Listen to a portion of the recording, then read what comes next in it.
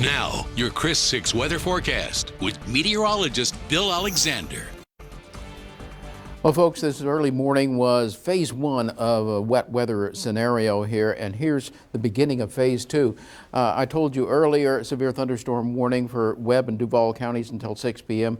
was extended till 6:45. This particular cell here now beginning to weaken just a little bit, so I expect that will not be reissued or extended again. Now, let's go ahead and take a look at the bigger picture here. Satellite radar loop does indeed show that storm with that large outflow of cirrus coming off to the east and southeast, but it also shows a developing complex of storms south of Del Rio. This will be expanding and working its way into this highly unstable air mass, and as it does so, to see some monumental rains out of this over portions of our region. More on that in a second.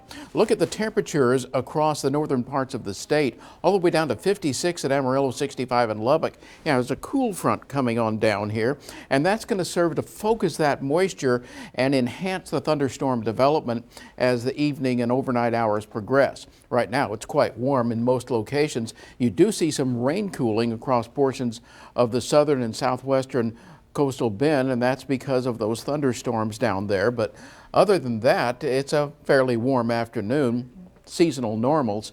But look at the dew points, down about 7 or 8 degrees from yesterday, so there's less moisture in the atmosphere, but it's being processed more efficiently as those storms move on in.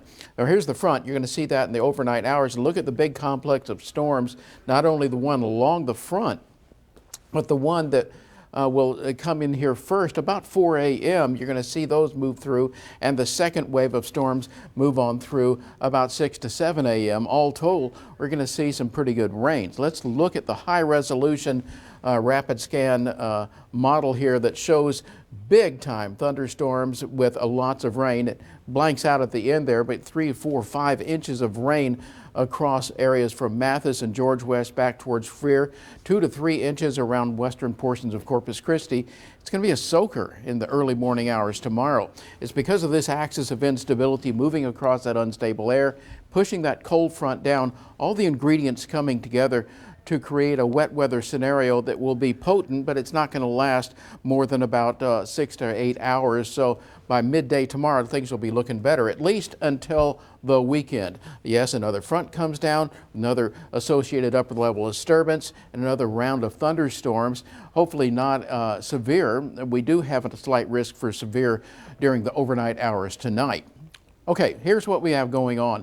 The rain and thunderstorms intensifying as you move into the early morning hours. That'll drop the temperatures down into the upper 60s by, say 5 to 6 a.m. and then crawl on back up 10 to 11 in the morning, and finally peak out tomorrow as the rain comes to an end. You see a little breaks in the sun, 82, 83 degrees in the afternoon.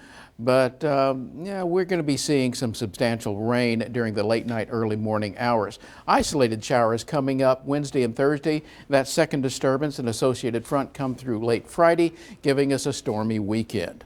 Lee?